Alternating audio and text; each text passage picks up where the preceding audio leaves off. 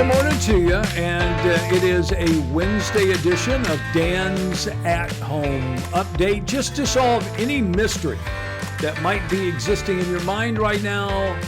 I'm Dan, this is my house, hence Dan's At Home, as opposed to Dan's in the studio. For those who don't know, I am the morning show host, and as a matter of fact, this week, 34 years at KFDM TV. That's right. I wasn't the morning show all the time. There was a time that I actually was an evening anchor. A lot of people don't know that because it was before many of you were born.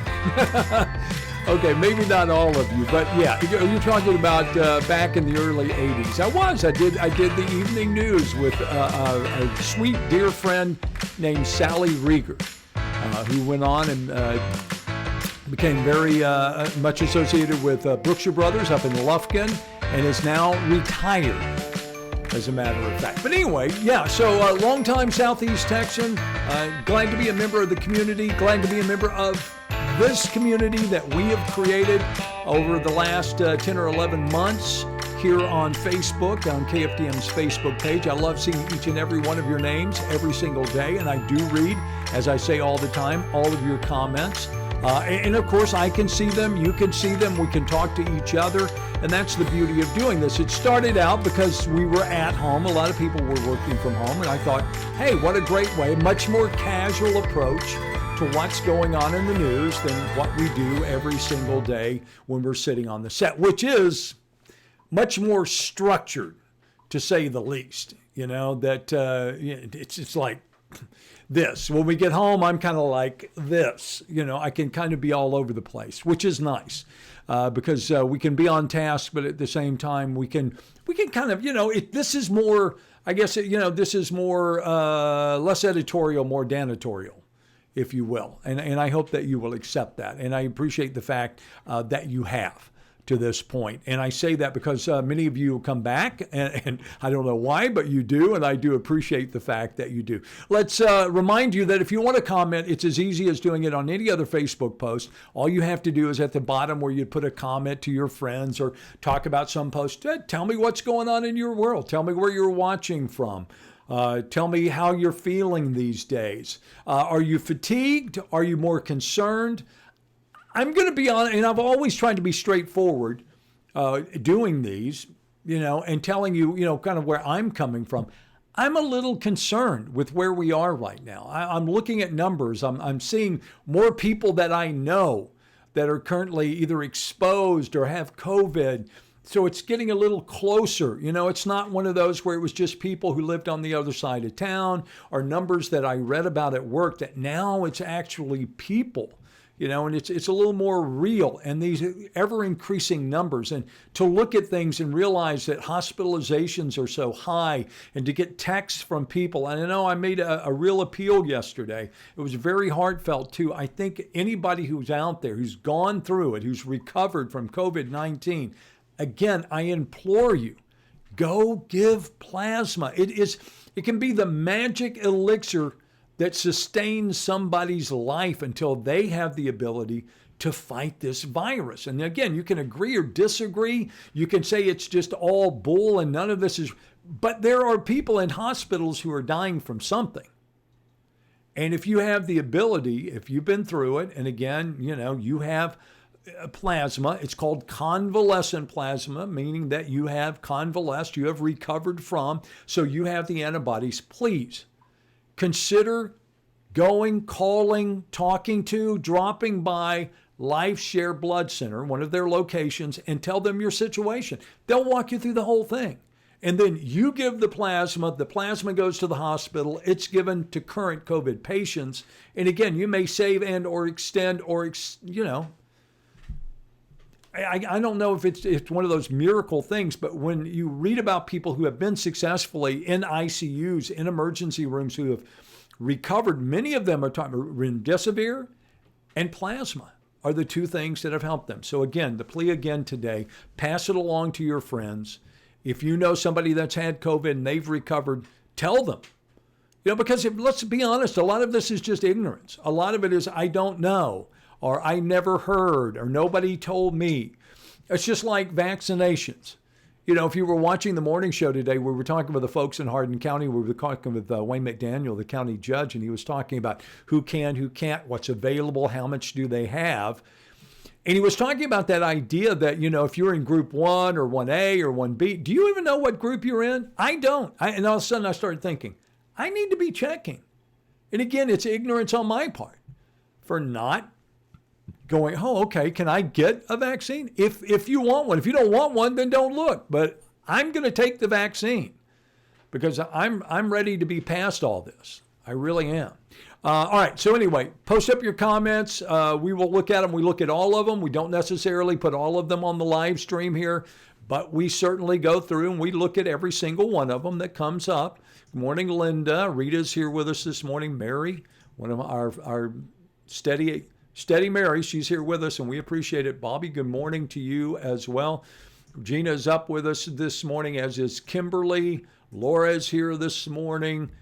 Carlissa's here. Congrats on, well, thank you very much. I'm kind of proud of that. You know, there are a lot of people in my business who don't stay in the same place and they move from town to town. And I get that. They're always looking for the next big job. They're always looking to step up, to improve their game, to improve, you know, it's just like any other career. But I'll be honest with you, I moved here and I found a home. I found people who I felt like were doing quality work and offered me the opportunity to do what I could have done. I've been to big stations. I've known a lot of people that I've worked with who have certainly gone on to very successful careers at much larger cities.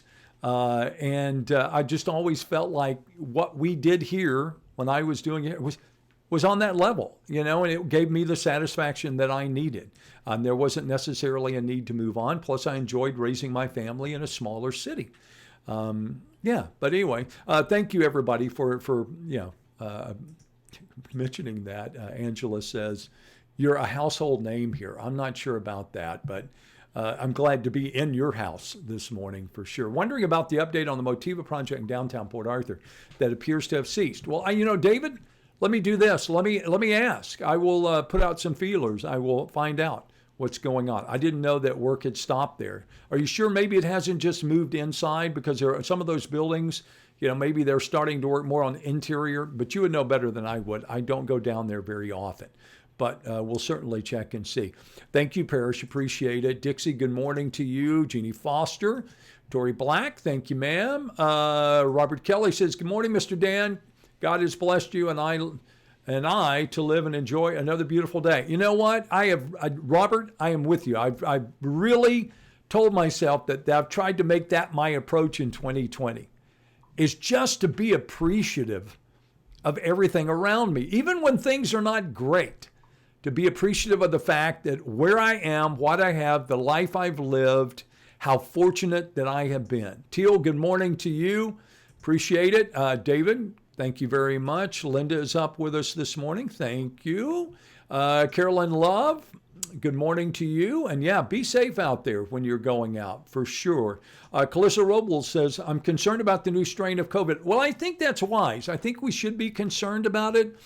And I don't know about you, but in all my reading that I've done over the last several days, it seems there's a mixed message that's coming out. You have some doctors who are saying, don't be too alarmed by this. And then you have other doctors who are saying, I'm concerned. So it pretty much lines up with how it's been this entire pandemic, right? With mixed messages. But I think the one message that we can walk away with is it's going to be up to you, the individual. My theory is you can't depend on anybody else to take care of you but you. And to take care of your family is also on you. If you're waiting for the federal government to do it, if you're waiting for the county government to do it, what are you waiting for? What do you expect that's going to happen? You know, it's going to be up to the individuals to protect themselves. And we've talked about this from the very beginning, the idea of risk, acceptance, and aversion. And that's part of it. How well you take care of yourself depends on how concerned you are, right? And if you're not concerned, then you're probably not. And if you are concerned, you're probably staying away from people. Jolik, good morning to you. Good to see you this morning. Kimberly Baker says, stimulus checks are pending in some bank accounts. Are they in yours, Kimberly? Have you already gotten yours? I have not asked. I've not talked about it, but I'd be... Bobby Halbert, Center, Texas, near Bobby, I know exactly where Center, Texas is. I grew up in Northeast Texas. I grew up running the roads between Longview and Palestine and Center and, gosh, all points north. Tatum, Cushing. I know a lot of Northeast Texas towns. So I thank you for watching up in Center this morning. Also this morning, Jeannie Foster, as I mentioned, is with us. Also, Amy McVeigh says she's watching from Talladega, Alabama. I have only been through Talladega. I've never stopped, Amy. I've driven through numerous times and looked and saw the Talladega Speedway, and that's about my only reference point to your city. But appreciate your watching this morning. First round stimulus checks have been given out. Well, that remains to be seen. Whether it is or it hasn't, to the individuals, I guess. Rosinda Ramirez, best wishes for 2021. Amigo, thank you so much. Same to you. I hope that the year gets off to a very good start for everyone. But I think it's important that we understand that there's not going to be any magical happening at midnight, tomorrow night. It's not like, fairy dust will come sprinkling down with the confetti from, the ball in Times Square and suddenly poof, everything changes and the pandemic's over. We're adult enough to know that's not going to happen, right? Now, we can be optimistic about the year, but we have to be realistic about the year as well and know going in, hey, there are still some tough times. There are some dark days ahead, my friend. I don't want to spend every time we get together talking about this, but at the same time, I'm not going to bury my head in the sand and pretend like it's not happening. So, all right, let's see what else is out there this morning. Danny Bledsoe says, Danatorial. Oh, that is really good. Happy New Year to you from a rejuvenated journalist. Well, Danny, I'm glad that you are rejuvenated. Sometimes it takes time away to get rejuvenated. You know what I'm saying? You do. If you're a journalist, you know exactly what I'm saying. When you're exposed to all this, sometimes you become very stilted, hard-hearted, about what's going on. Certainly it's just words instead of people, or the numbers are just numbers, just that. And I think a lot of people may do that same thing. Carolyn Love says, I don't think some of these people taking the virus seriously. Well, I'm sure you're right, Carolyn, but they're the only ones that can make that decision. You can't force that on anybody. All I can do is give you the information. All I can do is give you the numbers, and then you have to be the one who takes action. The old horse to the water thing, really. Janice Trahan says, people need to know exactly what's in the vaccine before making the decision. Well, you know what, Janice? That's very easy to find out. But I would also suggest, unless you are an immunologist or somebody who is very versed in medical terms, you could probably look at what's gone on and how they've done it, and you would probably be just as lost as you would before you ever read anything. I'm not taking anything away from you. I'm not saying that you shouldn't do your research, because you should. Because you should, that's the way we should be as consumers. That's the way we should make every decision, right? I normally don't buy anything until I've researched it at least a little bit. I have a little knowledge about it. I may not spend all day, digging through things, but I probably want to know a little bit about it before I do it. So, again, that's a decision that the individual has to make, whether or not you're going to take the vaccine. I would encourage you to take it, because I think that's how we get beyond this. But I certainly wouldn't force anyone to take it. Not that I have the power to do that anyway. Taylor Britt says, I remember waking up and watching the news every morning before going to school, so thank you for making the news entertaining. I will say this, Taylor, what has happened over the course of 34 years of doing it is certainly an evolution. And we started out when we were doing the morning show with the intention of having a morning show. It wasn't a news show, it was a morning show. These days, it's a little bit more of a news show, but things change, times change, ownership changes, bosses change, and either you change with them or you go and do something else. But yeah, it's a little bit more newsy, but yeah, we're still there. The heart of it's still there. Glenda, good morning to you. Johnny Perkins says, I live in Orange. Tammy's watching us this morning in Nacogdoches. Good morning to you. I have a lot of friends and family who live in Nacogdoches and in Rusk County, so I certainly know my way around. One of my favorite places in Nacogdoches, and Tammy, you will know this immediately, is the old Dairy Queen that was right there next to campus of SFA. As a kid growing up, when we wanted to get a treat, my grandpa, granddaddy, as we called them, would drive us to Nacogdoches and we would get an ice cream cone. That was the big deal. We went into town. Diane says, I'd rather have a needle in my arm than a tube down my throat. I think some people would also agree with that. Darlene Parfait, good morning to you over in Viter. Leo Stringer, watching in Yoakum. I hope you've enjoyed your move and everything is going well as you settle into your new hometown. Leo was a longtime Southeast Texan. Vicki Quinn, good morning to you as well. Jason, good to have you up with us this morning. Hope you're feeling better as well. And again, you can always go in and read the comments as well. Brenda Sullivan, good morning. Congratulations. Channel 6 is always my go-to station for news, weather, and familiar hometown people reporting on what's going on. If people say that to me, I always think, good, then we've done our job. I want people to come up to me, on the street and feel like they know who I am. That I'm the same guy, when I'm talking to you on television or when I'm talking to you here on Facebook, that I am when I'm talking to you in person. I hope that the people who know me would tell you that that's true, that there's, same thing. Darlene is watching in Mineola. I know there used to be a radio station in Mineola. I worked in Tyler and Longview for a long time. Was it KMU? Am I right? It wasn't at KMU, I think, in Mineola. I always loved that idea that were the call letters, KMU. Glenda is watching this morning up on South Toledo Bend. Kimberly Baker says, my sister, my mother, and brother-in-law in mobile oil bank accounts have their stimulus. Good. That's good. Peggy Geller says, one friend got hers direct deposit. I have not gotten mine. And when you're doing direct deposit, you're always going to get it a whole lot quicker than if you're doing it paper. That always takes forever. Janet says, so sad I can't get KFDM on my Fire Stick anymore. I know for a fact the stimulus is in the bank accounts this morning. Janet, I'm going to guess that there are some services that you're right. Disagreement between the parent company and Hulu has resulted in the CBS channels not being on the Hulu Live, which is what I have in my house, so I had to go find another source. And there are a number of sources. You can take us live off the air with an antenna. It's very simple, a small antenna. You can pick up KFDM without any problem. Or you can opt for, Spectrum or something else where you can get it. Somebody is, where is my stimulus check? Is asking Big Dog Hurt. Well, you'll get it. Pam Simmons says, who cares? Well, I guess it depends on what you're asking about.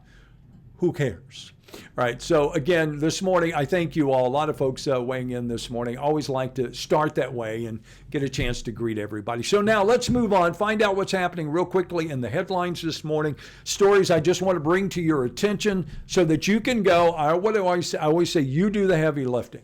I just want to point you in the direction. You do the reading. You do it for yourself, and then you make the decision. Here's that story I was telling you about, the story out of Hardin County, county judge. You can look at some of the numbers there. You can go, and your county should break these out. If you want them, you should be able to go and find them. Just Google your county COVID, latest numbers, and it should come up. You should have a way to find those. It should not be that hard, all right? And again, some of these vaccines are now being offered to first responders at grocery stores. At the Brookshire Brothers in Hardin County, 4 of them, they all got doses of the, I think it was the Pfizer vaccine. So you can go and check that out. Also this morning, here's a story. I think that, again, hospitalizations always will be the key, and we're starting to see significant issues in this country where hospitals, I had a friend text me who said they were in Fort Worth, took a loved one to the hospital, could not get a room, and they're telling them they'll either have to stay in the ER or they will have to move them to another hospital. And he told me that on every floor of that hospital, there are people in hallways being treated.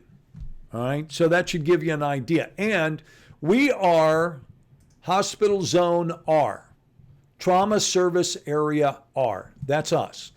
That includes, as you can see, way down the coast and then all the way back up country.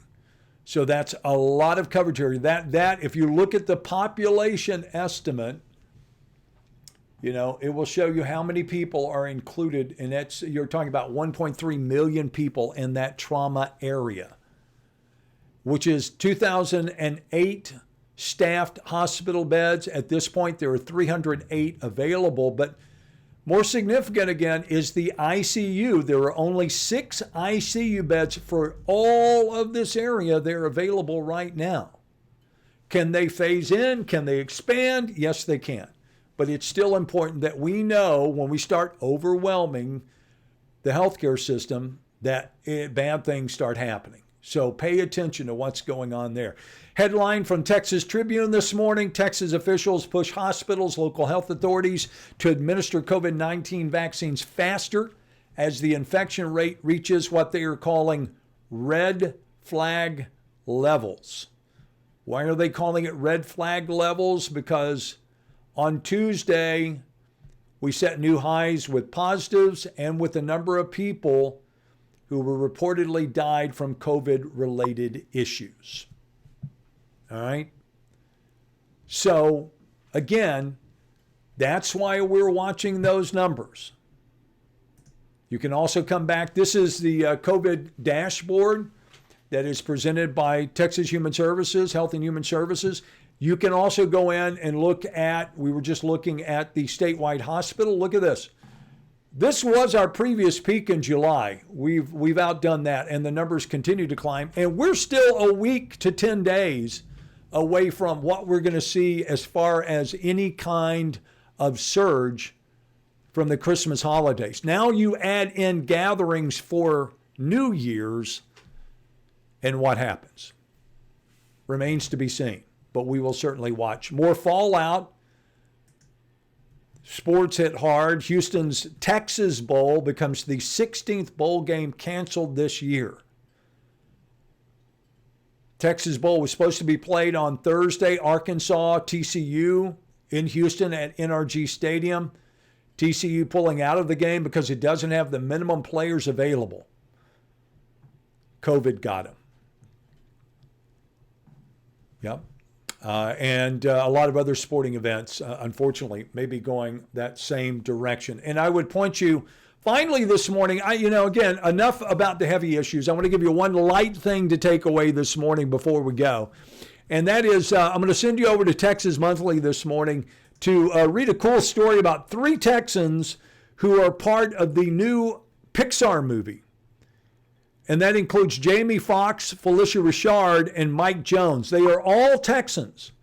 You can go and read about their part and about the movie and how their being a Texan plays into it. And of course, you might even want to write down that bourbon chocolate pecan pie recipe that happens to be over on the other side. Hey, I always tell you, I appreciate you. You know that. You know it's true. And I appreciate the fact that, if you will, give me a like, a thumbs up. It's just a way for me to be able to say, look, there are people who corporate are still watching, who are still, part of the at-home update. Also like to remind you, too, every single day, there are a variety of ways that you can follow us. You can do it as you're doing now on the KFDM Facebook page. You can also follow me on Twitter, Morning TV Dan. That's what I go by. And of course, if you want to subscribe to the YouTube channel, that's Dan's at Home.